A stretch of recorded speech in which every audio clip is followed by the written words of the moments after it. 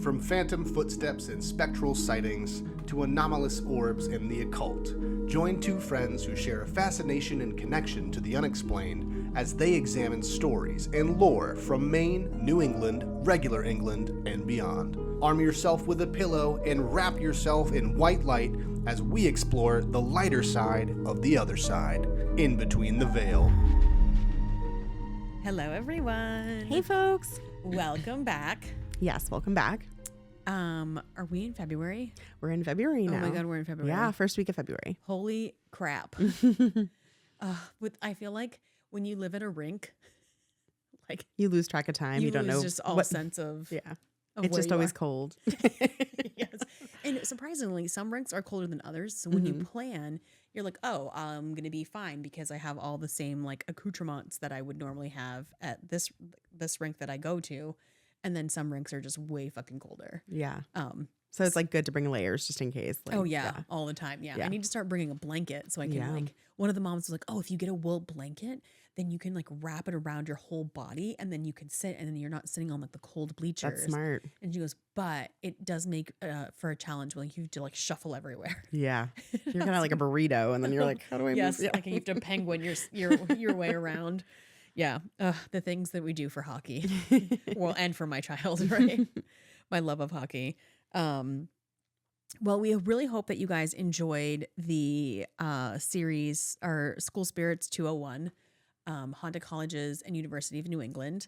And we did several colleges there, so give that a listen if you haven't already. Yes. And like we had said last week, if you have any experiences at a different university or college, we'd love to hear about it if you feel comfortable sharing. Because we always love hearing about, paranormal experiences. Right. Who doesn't love a good ghost story? Yes. And you'll remember that last week I had also said we're taking a hard right.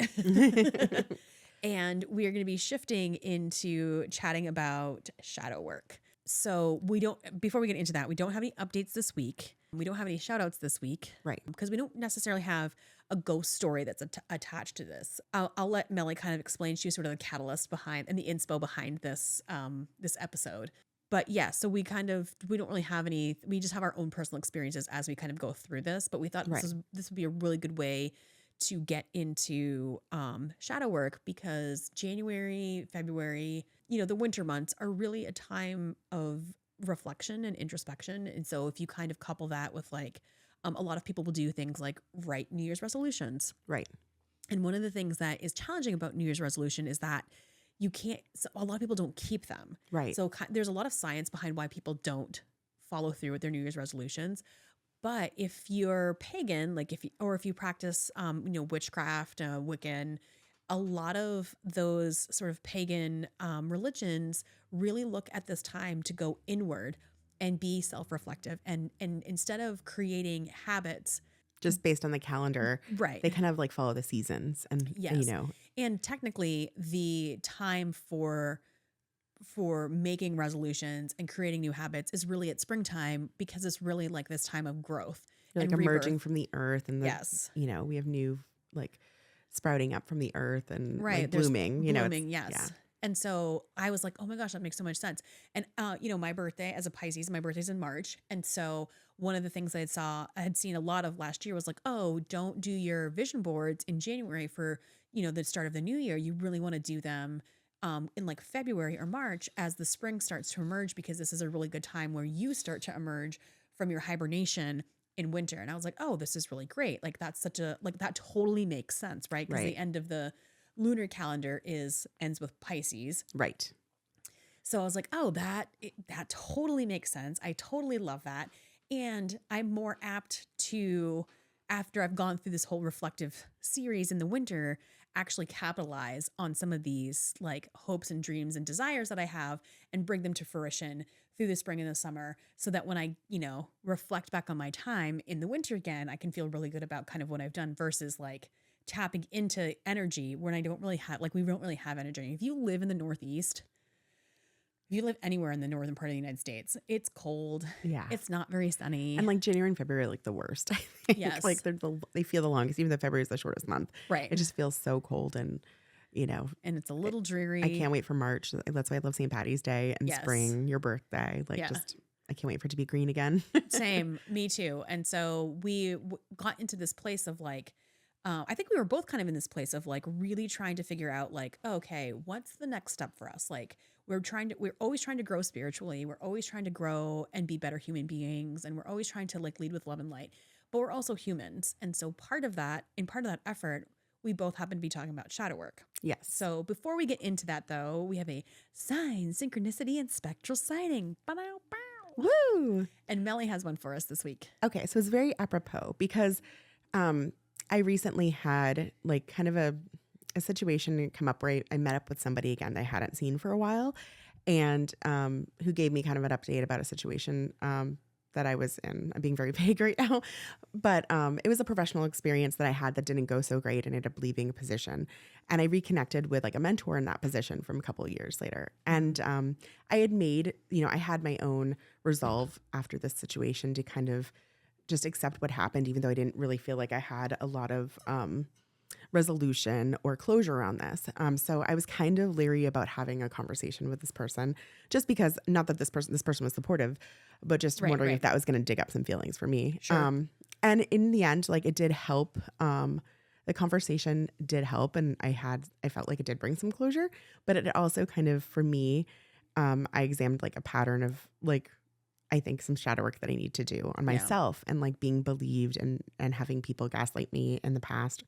And then like really trying to like tell people like, no, believe me, like this is what happened, So one night, this was a couple weeks back, I was really I think I was just like examining this pattern. And, I've done work, I've been in counseling in the past, counseling's great. Therapy's great for like 5 years, and did a lot of work with therapists about different shadows, I would say, like things that really and brought me a lot of freedom. Right. And then this is kind of more like analyzing a pattern of behavior that I have for myself recently. Just, Chad has been talking a lot about shadow work. She has like the workbook. She loves to journal. I am not really a journaler, as we've talked about on this podcast. I am definitely a thinker, and I like keep it in my head and kind of examine it. Yeah. So one night, I think I was like, wow, Melly, thinking to myself, you really have this need. Because after, something had happened related to this professional experience that kind of, became public knowledge, I had to send it to everybody who I talked to when I was going through this experience. It was a really difficult experience that I had. And so I just like sent it to everybody. And I'm like, why do you have to tell? Like, because I really felt like in this situation, I was standing up for myself and for other people, and I was not taken seriously, and I was not believed, and I just had this thing, and I'm like, wow, I have this pattern of behavior, right? So I'm really thinking about this. Like I couldn't sleep that night. Like I literally was up to like 2 a.m. and I don't think I was on this for like an hour of thinking, and like I wasn't beating myself up, but I'm like, wow, I got to do some work around this. And Chad's always talking about shadow work. I really feel like maybe this is a conversation we need to have on the podcast, more depth. So, I make this mental note. Like I might have texted you at 2 a.m. because sometimes I do that. I know that your phone is silenced. If not, I was like, maybe I didn't. I'm trying to remember it correctly. I might have just called you and been like, we need to talk about this on the podcast. Yeah. But while I was doing that, I was talking and like ruminating in my thoughts for a while, randomly started getting this vision. And I think I've shared with you in the past that sometimes I will meditate with the hope of seeing my own spirit guides or like making a connection for myself. And I have spirit that will pop in that's not directly related to me. It's for other people. I've also done that when I've done like Reiki, like some distance Reiki, and like people will pop in.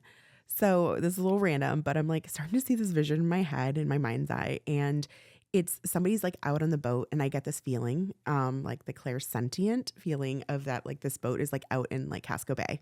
It feels very local. There's a woman like who's like sunbathing, and it doesn't feel voyeuristic because, like for a moment for me, it's not like I'm like I am not choosing to envision this. Like it just like pops in. Right. And then the moment it pops in, it's like I see it for a moment and it disappears. Like it's hard for me to hold on to it. Like I feel like my strength in my mind's eye is something I need to work on for that bit of clairvoyance. Well, not only is it that, so they're on a boat, there's like water, it feels very warm. The sun is like really, really bright that day. And then I get this name pops into my head, and it's like Christina. I'm like, I'm not thinking about, like nothing, this doesn't resonate for me personally. And then I get this other weird feeling that I'm like being fed Greek salad. Like I can taste the feta. I can taste the salad dressing, like it's weird. And I'm like, Greek salad, Christina? And I'm like right away I get this thing. I think this is a message for a friend, Kate. And so I literally, it's like 2 a.m. I go onto my notes in my iPhone and I type in like Christina, boat, Casco Bay, Greek salad. Like I write these things so I don't forget it, because I'm like, this is so random. It Like, sounds like when they were making the Winter Soldier become the Winter Soldier, and he's like 19 door. You're like Christina, boat, Greek salad, right. Casco Bay. And now you're going to be some kind of like ninja. It was really random, right? And I'm like, I got to remember this is the details. Like, but also before moving on to the next part of the story, that experience really took me out of that rumination on my, shadow work that I have to do. Yeah. And it wasn't like the best. Doing shadow work is not like the best feeling, because it calls up things that kind of bother you. But I mean, and it wasn't like beating myself up per se, but I'm like, wow, I felt very called to talk to you about it. I felt very called for us to talk about it here on the podcast. Yeah.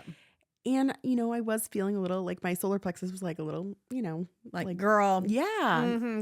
Girl. But this vision felt almost like a warm hug.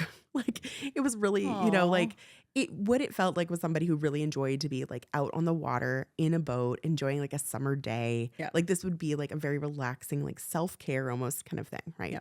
Okay. So the next morning, prior to talking to Chat, I call our friend Kate and I'm like, I feel like this is for you. And I can't remember like if I was just piecing it all together or it was like my solar plexus, like I got to talk to Kate. Yeah. You're outwardly processing. Yeah. Yeah. I think it was kind of a combo maybe, but I told her, I'm like, this is going to sound really weird, but I've also had like when I've done Reiki, distance Reiki for her, some of her grandparents have popped in. So I'm like, all right, I'm like, does this resonate with you? And I say this is very random, but does this resonate with you? And she's like, yeah, like Christina is her deceased husband's grandmother. Yeah. She's like, I don't know. I'm like, I thought Greek because like, that family is like one of like our families that I know, like that are Greek, Right. She's like, I do remember like his yaya loved the water. I don't know about sunbathing. That was her name. She's like, it was very bright because of the sun. So I'm like, I think she had blondish hair, but I'm not sure. She goes, well, as far as I know, like she came right from Greece and she had dark hair, but she's like, I don't know what she looked like in the, when she was young, but I do know she liked the water. But she goes, interesting enough. She was like, I've been really meditating and really like focusing on calling in energy and setting intention to connect with people. And she said she has recently started a class. And in this class, she met a woman named Christina, who she made a mental note and said, yeah, I'm going to remember that because that's my husband's grandmother's name. It's Right. also my daughter's middle name named for the grandmother, but I always think of it for Sure. his husband's yaya, right? Right. So I've met her twice and I keep telling myself I'm going to remember it in that way. That woman does have blonde hair. I don't know what her whole body, like if she's like sunbathing or whatever, but it was just this really weird connection, like if it's psychic energy or what, but I just said, it really felt like a warm hug, or maybe it was yaya. Like I said, hold on to this. Like maybe you'll get more information. Right. Or was it just her acknowledging that you made that, like she's around and she knows that you're remembering this person by her name, but also maybe this Christina is going to bring, and she's like really excited with this class that she's in and this like connection that she's made. So anyways, it's really random. Again, it took me out of that place that I was kind of like ruminating on my own worth, like, my own like patterns that I need to work on. So it really did feel like a warm hug. I've connected with her other grandparents before. So it wouldn't be, and I've connected with her. It's not out of the realm of possibility now this her husband who's passed. So like, Right. it's not, like they're really kind of coming through, I think. And again, this didn't mean anything to me. Like it really didn't. Right. And it took a minute. Like, it's not like I was really thinking about myself and in this like place of the things that I need to work on. So it was just really interesting. And it was very kind of timely in what she has been working on for herself. So Right. Yeah. Yeah. And I think that I do think it's a good message. Obviously it's a good message of Kate, and it's validation for her. And then kind of the things that she's been going through personally.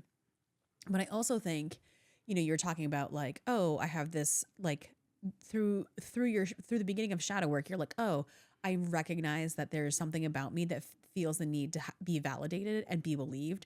What is the deeper part of that, right? Right. And then as a kid, there were those moments where you weren't feeling believed, right? Right. And in this instance, with this really challenging work situation, you weren't believed in that situation. And I think that she might just be coming through also to be like, hey, we are distantly connected, but I want you to know that you are believed. Yeah. And I want you to know that I see that.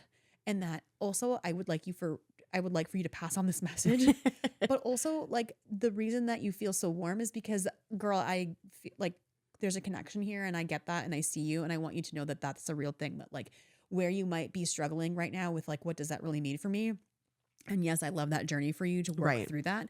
Also, like, don't beat yourself up. Like, Right. you're exactly where you're supposed to be. So I kind of feel like while the message was for Kate, but it was also that hug was intended for you to be like, Yes. hey, And that's why I couldn't text all that to her. I had to call her because Yes. like some of the way that I feel spirit is like definitely like a feeling too. Like it's the way it makes me feel. It's the way that it's like it'll give me little like clues, like things Right. that I see or feel. And so it just, yeah, it really brought me out of that. And I was able to go to sleep because I think back about it. It was the same night that I was researching Con College, which already kind of, you and were it- already in a bad place. yeah. And then I was like for an hour, like on TikTok trying to be like, oh, let me do this. And then I was trying to go to bed and I was thinking about this pattern and I was in this. I'm like, am I ever going to sleep? Like, you know, Am I ever gonna finish exactly.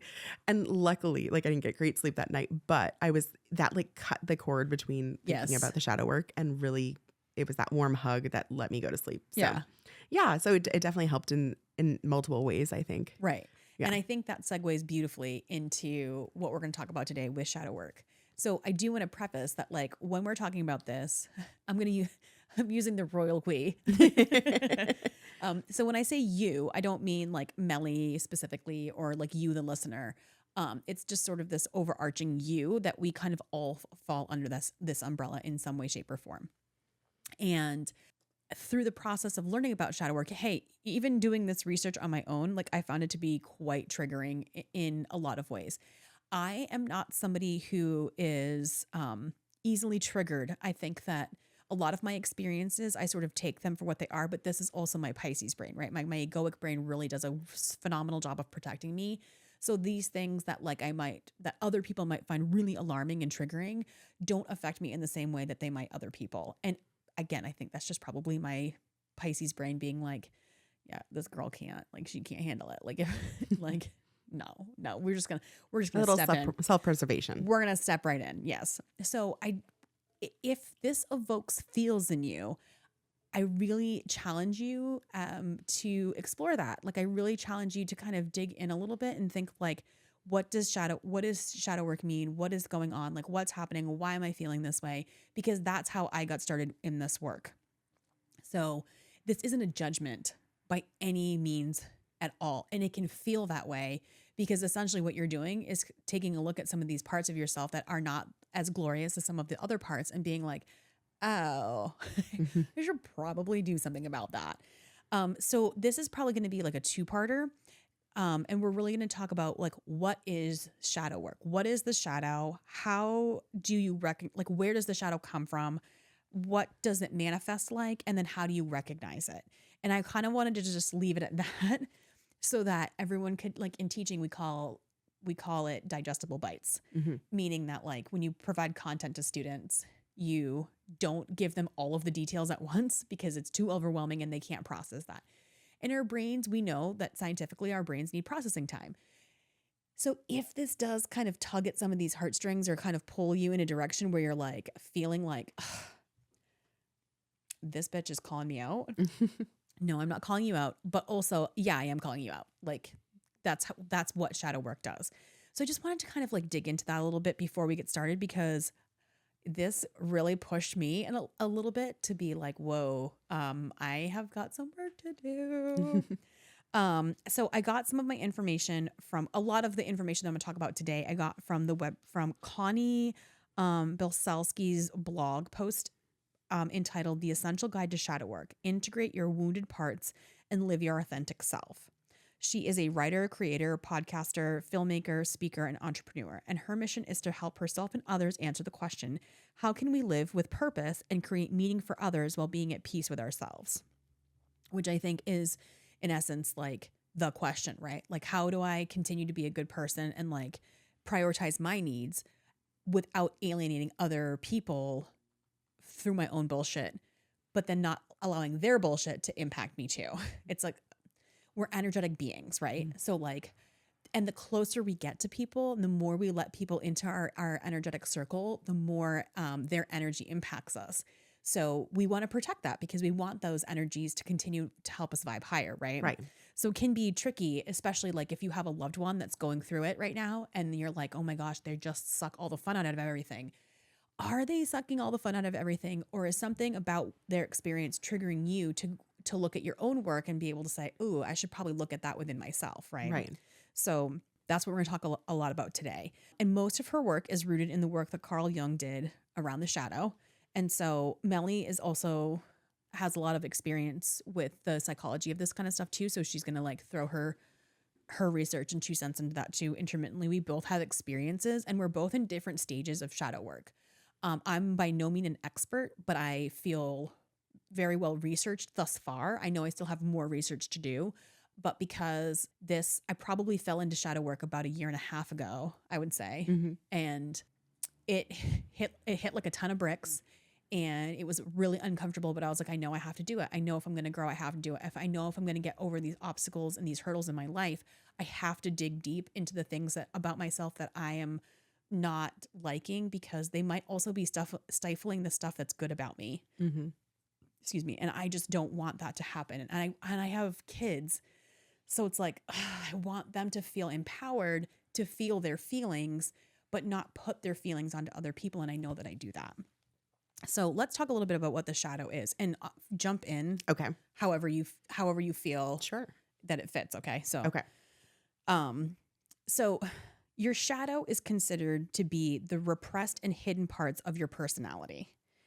They contain both strong and challenging attributes, and that is to say attributes that move us forward and those that prevent us from living our most authentic selves.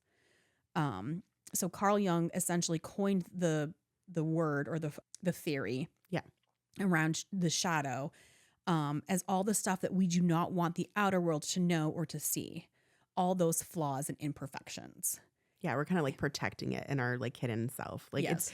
it's things that have happened, how we've learned to interact with the world around us, like and anything we're not really proud about, like, our poor choices or like, Or maybe those things that we like were really nice to somebody face to face, and then afterwards I'm like, God, she's such a fucking bitch. You know, like something like that. We weren't our authentic self. Exactly. We're being nice just because like, the world, the environment expects that, Yes. But maybe you really wanted to tell her to go fuck herself or something. Right. Yes, exactly. Or in a more appropriate way, like call somebody out in that moment. So Yes. yeah. Yeah. And he calls it the shadow because it's the part of ourselves that hasn't been captured by our light. And when I heard it that way, phrased that way, I was like, oh, okay. Because like, I think one of the challenging things about shadow work is that you got to look at it, right? Right. I think for me, phase 1 is really the acceptance of like something has to shift. Right. And then the phase 2 of that is like, how does that shift, right? Like you got to go you got to get into the work. But it made it a lot more understandable. Like, oh, I see. Like we always think of dark as bad. And a lot of ways we can't have darkness without light. Right. And light is born from the darkness. Like we know that. And so what if this is just sort of like a rebirth, right? Right. Like I like that. Like a phoenix rising from the ashes. Yes. And like, I mean, like our country right now is going through it. Mhm. And so it's really hard I think for any American, I think it's really hard to be an American right now. And you feel kind of like however you view yourself morally, politically, spiritually, whatever the fuck, right? I think people are going through this challenge right now, and this is really, really a really dark time. But part of me through this work is wondering, like, okay, is this dark time the dark like in an evil sense, or is this because America's actually going through its revolution and America's actually going through its rebirth? And maybe like different things that are happening in different people, it's starting to show like some of the shadows that America has and like gives America an opportunity for this rebirth as well. Yeah. Yes. And for us as a collective, country to really like unify together to be like, hey, let's figure this shit out. Right. Which is scary, but at the same time, it's like work that I feel is really important as Americans. Like you have to be able to like look to your fellow Americans to be like, hey, we can do this together. And, I think it's all very synchronistic is what I'm saying. Yes. And so he considers everything that is in the subconscious as the shadow because it's the scary parts of ourselves that we as humans don't want to look at.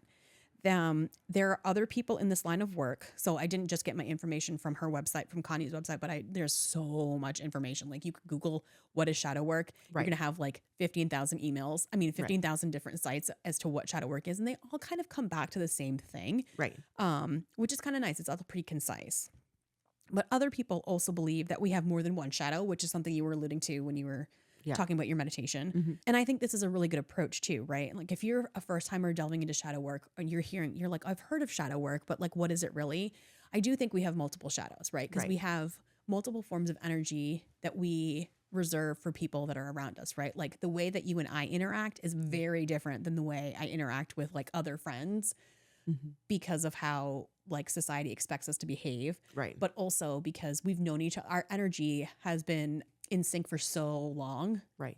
And we vibe very high. Right. And so when we're around other people that don't vibe as high or vibe in a different way, I know that I shift how I act. Right. And so part of me is wondering like, oh, is that something that I need to do? Like, do I have to shift? If I act one way with Melly, should I be acting that way with everybody? And that's just a kind of a question that I keep asking myself, right? Mm-hmm. Am I reserving only the best parts of myself for Melly? Melly gets the very best of me. Oh. And then everyone else gets the shit. Everybody loves you. Oh, thank you.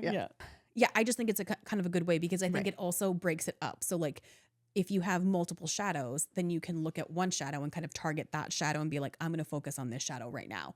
And the other shadows are there. I know that they're there and I will take care of them later, but this is the one I'm going to focus on now, which I think allows for a lot of freedom and liberty in how you pursue your shadow work. Right. And it can be a lot to address.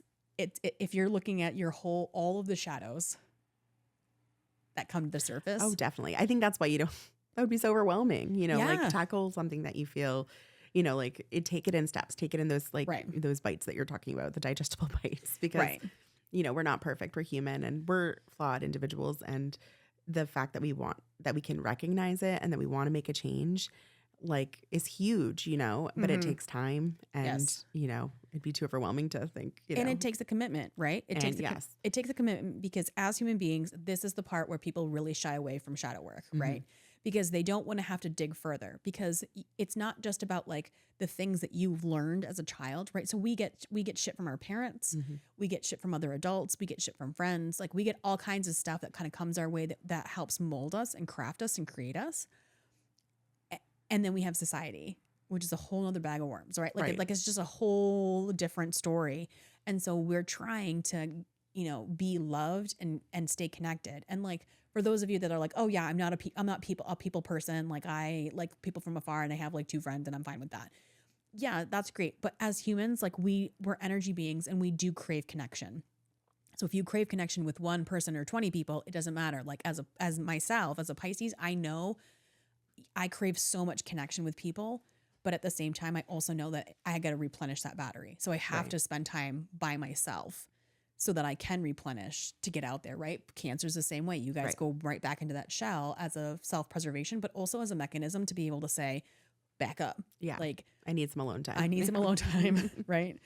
But that's scary. Being alone is really scary because it forces you to have to look at some of these things that are like maybe not so great about yourself, right? And as humans, we don't want to be confronted with the parts of ourselves that we know aren't serving our highest potential or good, or that prevent us from being kind, loving humans that we want to be. Or in my case, and probably one of the worst, is that we are actually responsible for our own misery, right? Like that's something that we have to confront too and be like, what are these patterns of behavior that are contributing to Right. where I'm at currently Right. and why I'm unhappy? Yeah. yes, why I'm unhappy or why I do the things that I do. Or say and continue things. to Yes. Yeah. And that you have to be like, fuck, that is all me. Yeah. I can't blame it on, but it's hugely introspective and in that step, like there are some people that are not aware of that at all. Oh. So like it's a huge step in the right direction to kind of elevate, to work on, your mental health, but also your spirituality and like elevate and raise your vibe, Yes. So like if you're already a step ahead in that way. And I think not to like, maybe we all need like a little pat on the shoulder every time because it's tough work, right? Right. But it is like, I mean, that's huge to be aware of that. Or maybe people, and maybe I'm casting judgment about people that I think aren't aware of it. Maybe they are aware of some of their shadows, but they continue to have those patterns of behavior too. Right. So, Yeah. And just can't admit it out loud, Yes. And that is the second half of that shadow work, right? That's the actual work, right? So there's the recognition of like, oh, something has to shift.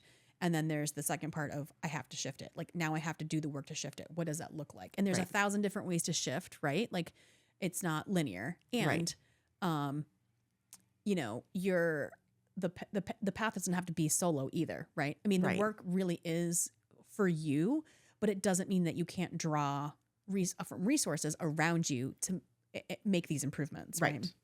And again, the shadow isn't just the parts about ourselves that we don't like, but it's also the parts that we love that we choose to hide, right? So like, I know I'm loud.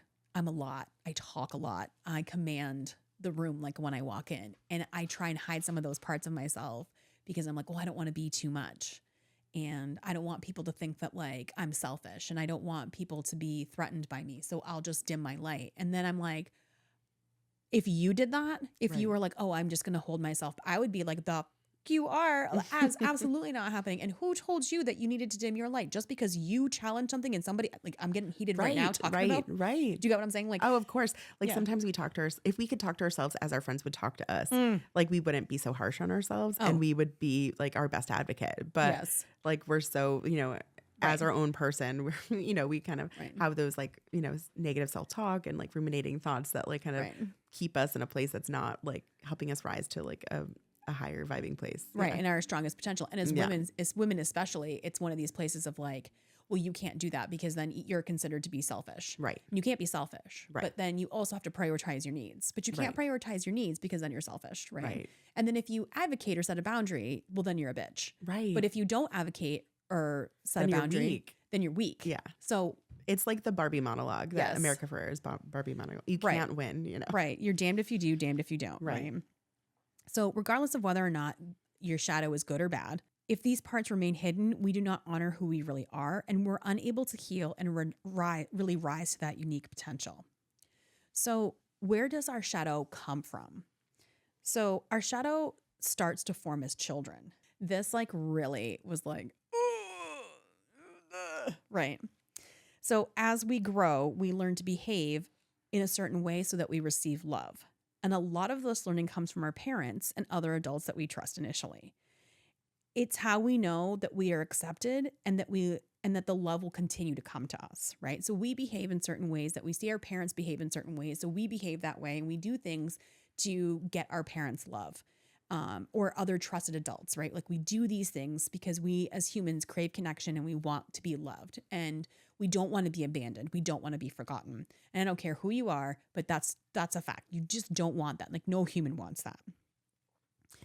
And it's also how we learn to show love, right? Or how we think we're supposed to show love, right? Because it's very different. Like now that I know, I'm kind of like, fuck, I would go back and do some things differently, right? But at the same time, it's how I've learned. So in that process of learning what we need to do or not do to receive love, we also learn about what parts we have to hide for that same outcome, right? So we know like, oh, if I'm angry with you and I just like lash out and slap you across the face, you aren't going to be my friend. Like you're going to immediately like retreat and like, I can't, like chat is way too much. And when she gets angry, she hits you. Right. It's like when you're literally like, that's the biter. Right. Right. Stay away from the biter. Yeah. Right. Stay away from the biter. And we chastise the biter, right? Because, oh, that kid was a biter. And we say, oh, when I was little, I was a biter. And you're like, I can't see that in you now, right? Like I can't see this part of you that like, how is this possible? Right. And it's like, but what were you seeking if you weren't getting enough attention at home? Right. You had to do something more, you know, rash to get people's attention. Did you have an oral fixation? You know, like as, you know, in occupational therapy, like, you know, the proprioceptive input that you get from chewing on things, not that like chewing on an arm would be helpful or a finger or something, but like really is a calming effect. Yeah. So it's like what need was the biting fulfilling? Right. Was it attention? Was it, you know, a sensory thing? Was it? Exactly. Yeah. But we chastise that biter, right? And we say like, oh yeah, you were weird because you were a biter. Right. Right. Or the hitter, right? Right. We say, oh, yeah, you were. Because their behavior had a negative consequence for you and you wanted to stay away from that. Right. Kids that and then parents don't know how to deal with that. Exactly. And then they say you're bad. You're a bad kid, you know, instead of ooh, that's a poor choice. What else can I do to help you? Exactly. Get right? your needs met. Right. And as parents, there's no handbook. Anyone, and here's the thing, even if you're not a parent, there's no fucking handbook, right? There's no handbook. There's no handbook on being a friend. Right. There's no handbook on being a daughter or a son. There's no handbook. There's no handbook if you're a transgender. There's no handbook. Yep. There are books about people's experiences, but when you're in it, there's no like, do this. If this fails, then do, like, there's nothing. You have to learn how to figure that stuff out. And the reality is that none of us know what we're doing. Right. So of course we need to go within and tap into that inside part of us so that we can be like, oh, I get it now. Like, I get where I'm fucking up. I get where I'm not communicating. I get where I'm feeling like I'm not getting my needs met. Right. Right. And again, that's hard because we have to break those societal boundaries to be able to say, actually, you're not being a bitch. You're actually setting a boundary. And that's actually a healthy thing to do. Right. Right. I understand that you're upset and I hear that you're upset. Just because you're upset, I don't have to be defensive about that. Right. Like, I can allow you the space to be able to communicate your frustrations. Oh, right. Especially with siblings. Like, oh my gosh, if my siblings are upset with me, I'm immediately like, I'm the oldest. I'm fucking come down on you. Like, don't talk to me that way. I am your mother. Like, and subsequently, since doing a lot of this work, I'm like, oh my gosh, I totally get why my sisters do this now. This totally makes sense to me. And a lot of it's learned behavior because I was an asshole. Right. And so, like, those kind of open the door for conversations later, right? Right. And of course, my sisters are humans too. Of course, they have their own work to do. But I have this like distinct memory of liking the New Kids on the Block. Like, I loved the New Kids on the Block. Yes. But I was like also so afraid. Who's your favorite new kid? Oh my God, Joey, hands down. Joey's your favorite. Oh my God, love Joey. To this day, I love Joey. Even when he came out, I did like Joey, and I liked Donnie.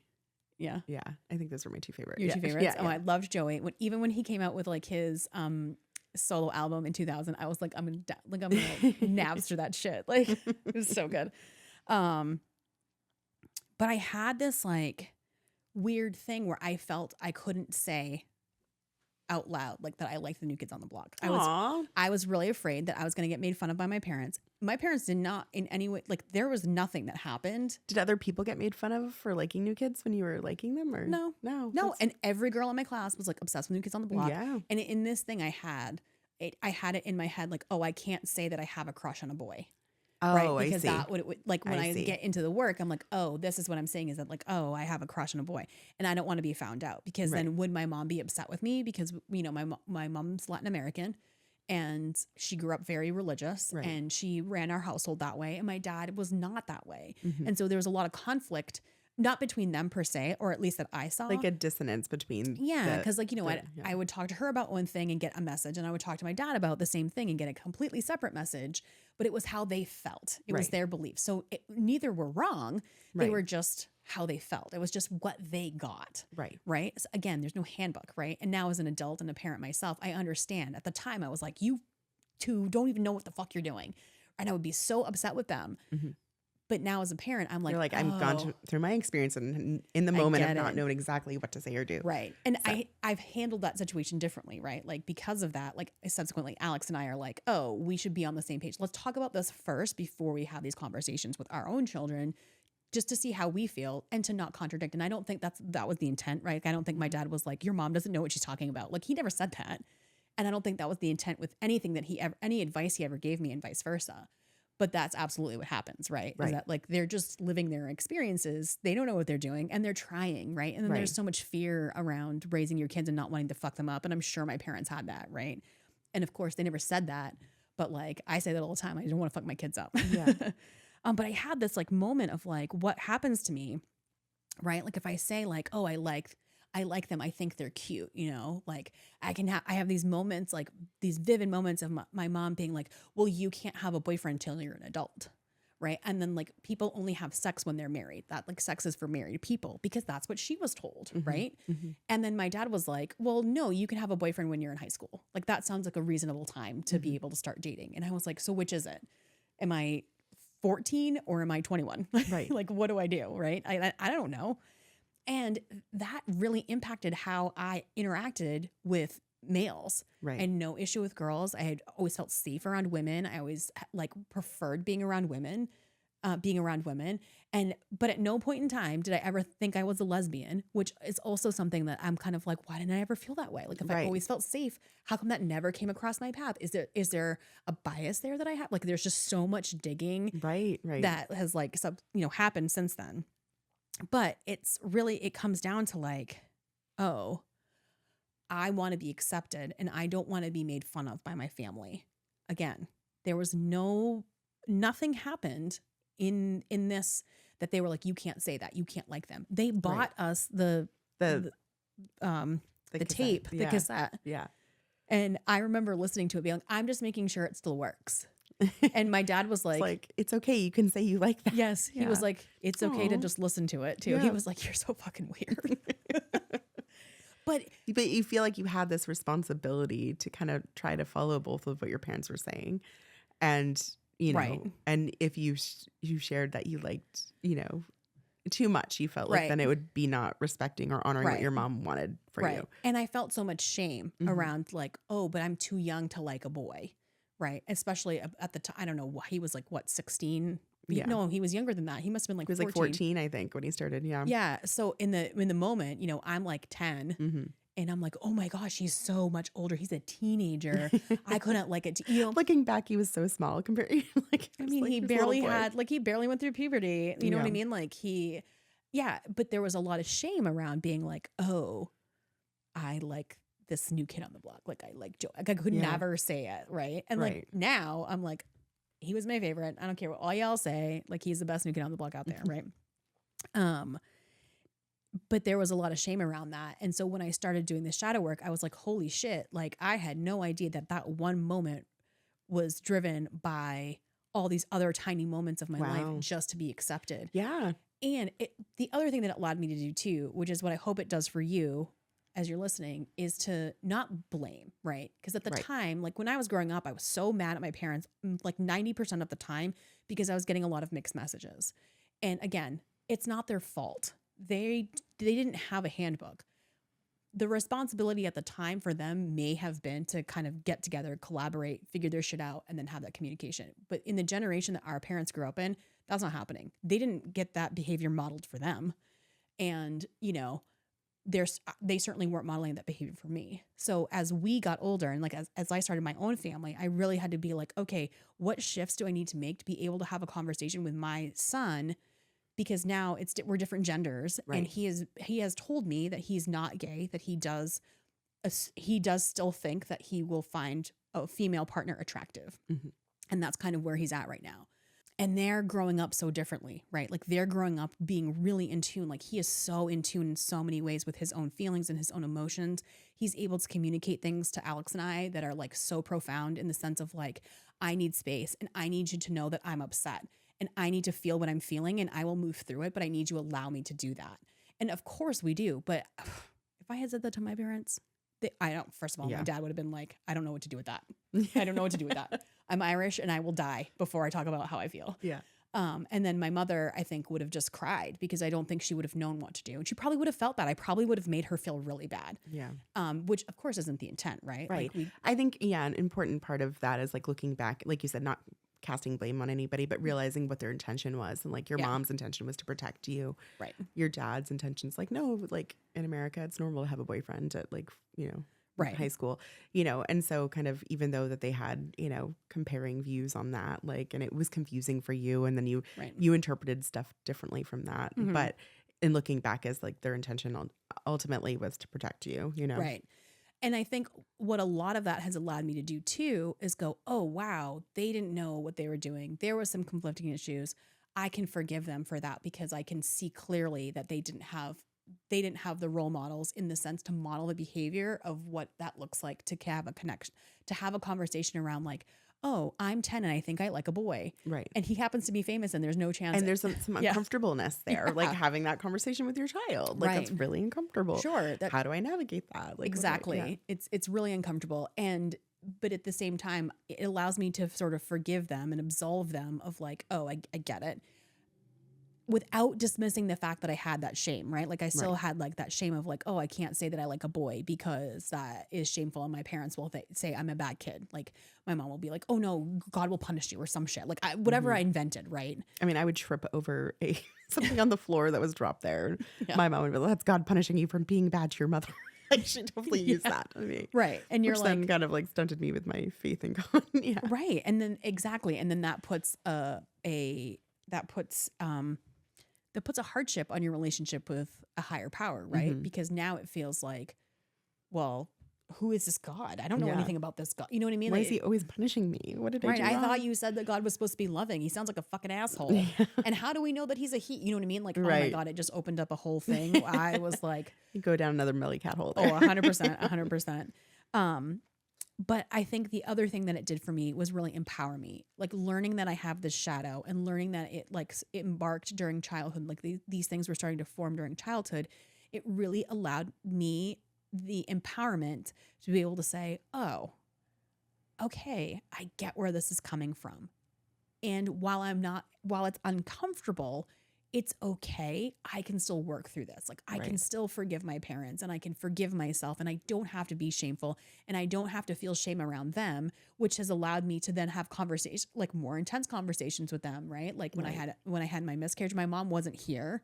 But I went to my dad and was like, yeah, I had a miscarriage and he did the very best that he could to support me in that moment, even though I knew it was really fucking uncomfortable for him. Right. And my mom did the same, right? And then my in-laws were also there and they were like crucial in my healing, right? They weren't my parents. I see them as parental figures for sure. But that was also like, I really needed a mom and my mother-in-law was there. And she didn't try and like replace my mom. She didn't try and do any of that shit. She was just like, from woman to woman, like this sucks, right? And that's what I needed in that moment. Right. My dad tried to fix it with chocolate. But you get what I'm saying? Like, I Yeah. think if I hadn't started to really look into those things, I may not have felt comfortable enough to even have that conversation. I might have been like, well, can you just tell dad? Yeah. And it's like, well, I really should feel like I can have these conversations with my dad. I know he would want that. Right. As awkward as he might feel, right? It felt good to be able to say, I went to my parents, right? Or Right. even having a conversation around that with like your in-laws who they don't know you in the same way that your parents know you, right? Like I felt safe to be able to Right. say like, this is a really terrible thing that happened to me. And I'm going to be really vulnerable with you guys, not knowing how they would respond. Right. Right. But because of that, like it allowed me to do that. It doesn't feel good, right? To be like, oh, why did I feel shame around that? Why do I feel so Right, much no. shame? But it's okay because I'm learning that about myself now to empower this person right now and then subsequently empower my children to be able to say, you know, I hope my kids come up to me one day and be like, oh, there's a girl that I really, really like. Right. So anyway, what am I trying to say? I with had all a this? friend who recently went through that and she just recently, she's like, oh my God, it made me so uncomfortable. But I'm like, can you see how, because her son who's Yeah. in 8th grade kind of was like, I had my first kiss. And she's like, oh my God, I wish he never told me that. I'm like, no, you're glad he told you that. Yes. And like, look how, like what a great relationship you have that he feels comfortable to tell you that Exactly. that happened. And I'm like, you should be patting yourself on the back there. And Right. she's like, yes, it was just really uncomfortable. I had to like deep through, but she was, I think I tried not to show it. I tried my best not to show it. I was Yeah. like, I'm sure you did. Yeah. Right. Yeah. I mean, it's a I just think challenge. that's amazing. Yeah. It's a challenging thing to think that your kids are sexual beings. That's a weird. Yeah. It's weird. It's weird to even like look at your siblings and go, you're a sexual being. Like, yeah.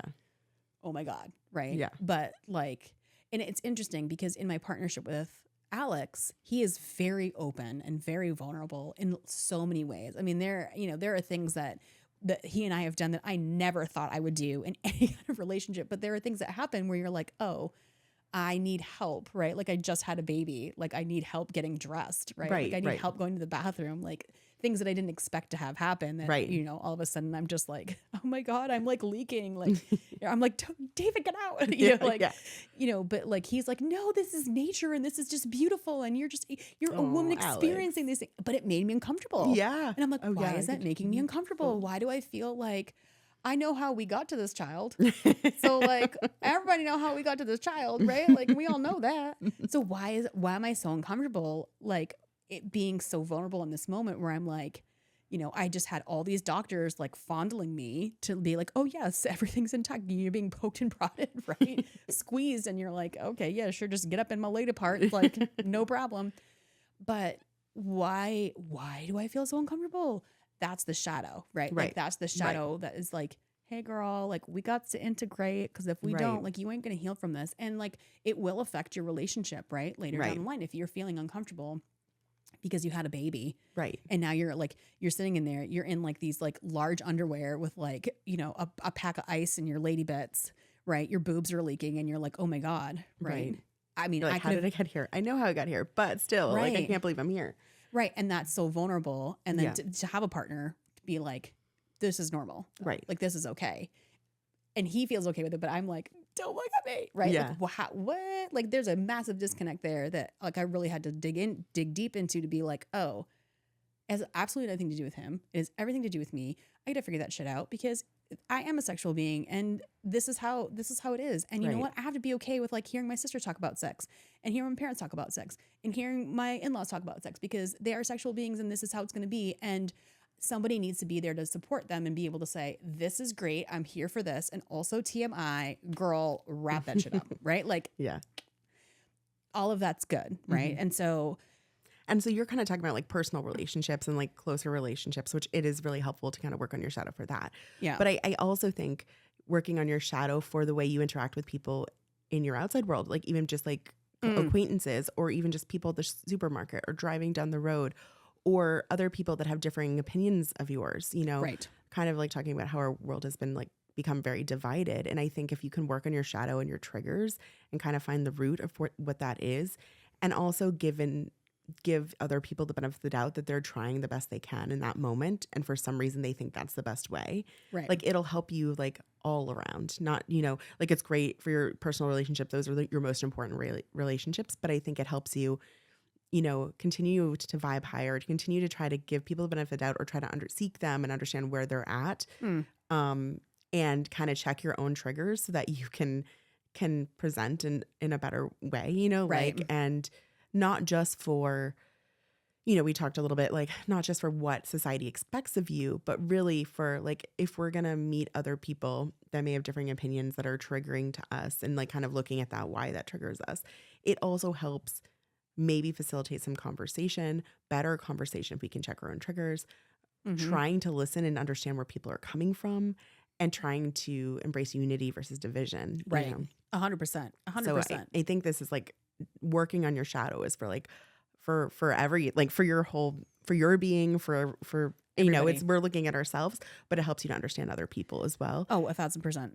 You Yes. know, and giving them some grace, giving yourself grace. Mhm. You know, I remember one of my therapists who's amazing. She helped me through a lot like a while ago, like, you know, but she's just like, Melissa, you should be compassionate with yourself. You need to be, you know, like loving compassion, which is kind of a Buddhist thought. She actually gave me this book to read, which was really great.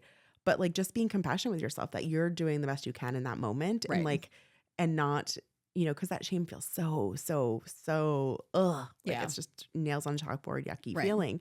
But kind of looking and being like, look, you know, you're trying to make this change. Like if you treated yourself in that loving compassion, Right. or looking at yourself, like another thing is like looking at a picture of yourself from when you were a child, when some of this stuff originated, right? Right. And saying like, could you forgive that child in that moment? Like, you know, like you're still carrying and still like beating yourself up for things that have Right. happened. And that child tried, you know, like Right. the best they could at that time, you Right. know? Or and to flip that too, if that child were looking like that child's looking back at you now, is this child who subsequently is you, are they looking back and going, fuck yeah. Like Yeah. I fucking rock. Right. You know, I'm right. amazing. Like we fucking make it. Right. You know? Right. Like exactly. That's another way to look at it. Like having compassion for some struggles you went through, but then also like, oh my God, look how far I've come. Right. So yeah. And that's not to say that as you're going through all this, like as you're realizing like, oh my gosh, things have to shift. And these things started when I was a child and my parents fucked me up. No, hold up. Like you have every right to be upset with people in your life, whether it's your parents, your grandparents, you know, family members, friends, coworkers, whatever. You can be upset with them, but you've got to do that check first. Like you've got to check it and say, where is this coming from? there are people that have like can clearly be very upset with their, you know, we all can be very upset with, you know, the way we were raised. Right. And people who've really struggled through a lot of trauma based on like abuse and things like that. Right. That have, you know, caused trauma and experiences that they've had growing up. And, anger is definitely a part of that process, but it's not going to get you peace in the end. It's part of moving through that and being angry and being like, why couldn't this be different? But I think when you eventually, if you can take a step back and say, okay, like this happened and look, look at like, what, like it's not your fault, but it's not, I'm not saying no blame there, but like why maybe that person was the person they were. Like people that have harmed me, I'm like, okay, well, I can see that this and this happened to, like Exactly. And it's not my fault that this happened to me, but this is what happened to them. And I can kind of understand a little bit. I try to seek some type of understanding, but it also then allows for peace, because if you keep carrying that around, you don't have that freedom, and it's always like on your mind and weighing you down. So, and it also might be an opportunity for you to say, okay, this person isn't who I thought they were. I've learned some things about them. And I think maybe energetically we're not on the same wavelength anymore. So maybe this is somebody that isn't meant to be in my life anymore. Right. Where you don't necessarily just cut them off cold turkey per se, but like you can say like, okay, these are some patterns of behavior that don't align for me. And I just wonder if we're going to even continue to align, and that might be something that you need to look at, which is also hard, right? Right. And I know that this is going really deep, and some of you might be like, "Oh my god!"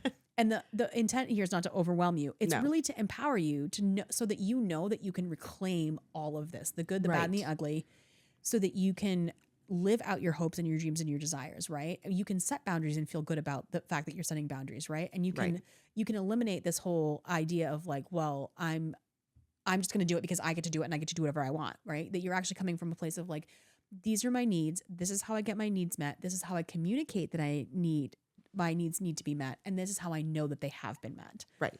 In a way that propels you forward and other people forward, right? So because the shadow is the wounded part of yourself that is repressed, the ego kicks in, right? Right. And it does what it does best, like a 1950s housewife. It shoves that shit so far under the rug in hopes that you'll never have to face it again, right?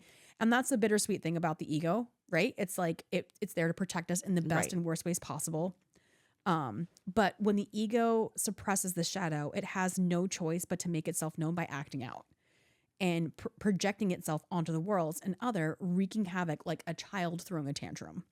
And that's really what that is, right? Like if you don't acknowledge it, right? If the ego is just like, just kidding, like, you're really like a pinup girl.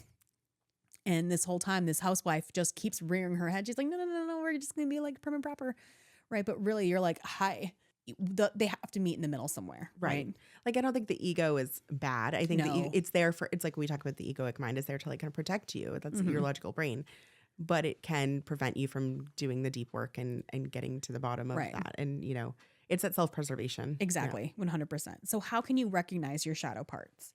The easiest way to recognize that your shadow is creeping towards the light are projections. Anything and everything that you would criticize or judge in another person are aspects of the shadow. And this one really hit hard for me when I was doing this research, because I was like, I don't judge people. No, bitch. I 100% judge. I am such a judgy bitch. I think, or you could just do like, oh, I don't judge people, I'm just observing and then making an opinion about it. Right. Observation is like part of who we are as humans. It's part of like, that's how we got, Jung's theory of shadow is like he observed people and himself. And exactly. We do make conclusions about what we're observing, because we're our brain wants to figure out what the problem is. Like, what's going on here? What am I seeing right in front of me? Right. Anything that you find annoying about another person and that you judge and reject from yourself all point to shadow issues. Oh yeah. My therapist would be like, oh, is this resonating? Are you feeling this? Like this, you have a problem with this. Is there can you see this in your own life? You were like, yes, you get what you need and I need these braces off now. Yeah. Yes. And again, this is the part where it's just like people are like, I don't think I want to go there, because you might have to face some hard truths. Right. And who wants to do that? That does not sound fun. But the liberation after the fact is like, oh, right. Right. It reminds me of me and my relationship with my father. Like I actually had like a boss tell me, she goes, you were probably the perfect, because, me and my father disagree on a lot of things, like politically and all of that. We love each other a lot, and we're both really stubborn.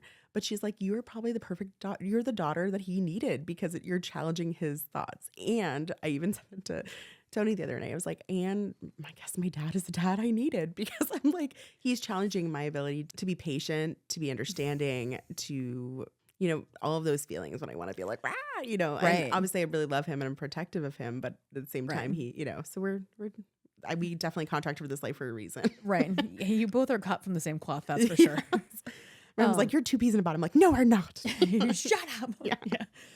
And it's really easy to say like, oh my God, she's so annoying. But the reality is that whoever she is stirring up a feeling in you about something that you don't like about yourself and would rather keep hidden out of fear of being denied, judged, ridiculed, right? Because you want to keep those connections going. And the bottom line is that nobody wants to look at themselves and go, oh my God, am I a piece of shit? Like, am I really? And honestly, you're not.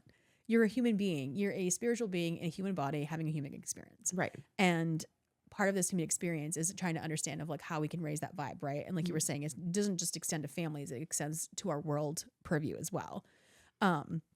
So we do whatever we need to look at those pieces so that we can release the negativity and heal and move forward, and then in turn do that for other people, right? Right. Because I think about this all the time when you first met Tony and you're like, you know, he hugs me and it feels like sunlight. Like I feel like it feels so warm and loving. And like, that is a really powerful connection to have with another human being, right? That's what it should be like. So whatever he's doing for himself, he's got to be radiating some of that to you too, and vice versa, right? And then Connie offers some questions to ask yourself to further recognize your shadow. They are, what people are in your environment? What do you dislike or even hate about them? And on the opposite end, what fascinates you about them? Who are people on social media that you judge or dislike? Which people or celebrities do you follow and idolize? Have you put them on a pedestal, and why? And I think that's really good. Like you and I are both very different when it comes to like the celebrity piece, right? I follow like 3 people. Yeah. And I don't even think I follow people that like I would consider that somebody I idolize. I think I follow Paul McCartney. I'm pretty sure I do. I think you do. If not, we do. I know we do. Yeah. But like, but I don't even know. But you know if I do. Do you know what I mean? Like, we're very different in that way. And I always come from the aspect of like, oh, I don't want to meet my heroes because what if he's an asshole? And you said like after watching that Beatles documentary, you're like, ooh, I can see how he contributed to maybe the breakup of the Beatles. Oh yeah, for sure. And it's so disheartening to like look at somebody that like, you know, their music, the Beatles music has impacted my life in such a profound way. And I absolutely like adore all 4 of them. And I don't really know all that much about them. Right. Because I have this thing of like, oh, I don't really want to know who they are. I just have to keep them like, they have to keep their beautiful image right here, because if I find out that they're actually human beings, then that will just destroy my world. And then, you know, the White Album is like a distant memory. Right. It's hard. I mean, I've had a friend recently that really, really, really, you know, has somebody that she really loves in music, and then kind of is not so happy with the way they align politically and some of their values in that way, and the way they've been known to treat people, because she also works in the music business. And so it's just really kind of, when that happens, it's like you never want to meet your heroes or hear that, because then it shatters your image, and you kind of have to refind. But then that kind of is like a reflection for us, like what is it that, what are we craving from that? Like same here with Taylor Swift. I probably wouldn't, I mean, I would want to meet her, but I would hate for it to go badly. But, you know, I do hear a lot of criticism of her in the news, and though I love her very much, I think mostly it's her music that really has resonated for me in parts of my life that I appreciate. Right. But I know she's not perfect. She's a flawed human as well. Right. And what is it about? And for those of you that are out there in the world that are like, oh, I can't stand Taylor Swift. Why? Yeah. Why? Because at the end of the day, is she holding too much space? Is she too loud? Is she, you know, like, is she what is it that's triggering you? Is she doing something that you wish she got could 13 seconds on NFL, like where they flashed to her, like, and you're mad because they weren't, you know, because why? Yeah. Why do you care? Right? Like, because she's lovingly supporting her boyfriend. Okay, yeah, I'm taking Taylor's side there, but I know she's also human, and nobody's perfect. Right. And so, you know, what does that say about you? Right? Like, what does it say about you that you feel the need to defend her? What does it say about you that you don't like her? It's all like, why? Right. And that should, though, answers to those questions should really tap in more to what you feel and less about any celebrity. Right. She also suggests that patterns of behavior are also indicators of the shadow making its way to the surface. Other ways to recognize your shadow through these clues are a lack of self-confidence, an inability to speak up, weak boundaries, fear of judgment, money and success issues, relationship issues and drama, and anything that scares you. And I think all of these are things that I have definitely grappled with in my lifetime. Oh yeah. And I'm sure that I will, you know, I'm only 40, how are we, 42? I'll be 43 in a couple months, but like, I know that there's more learning that has to happen for me. And I'm ready to accept that learning, no matter how hard that is. Right. But those are just things, you know, again, these were things that kind of stirred something in me that I was like, crap.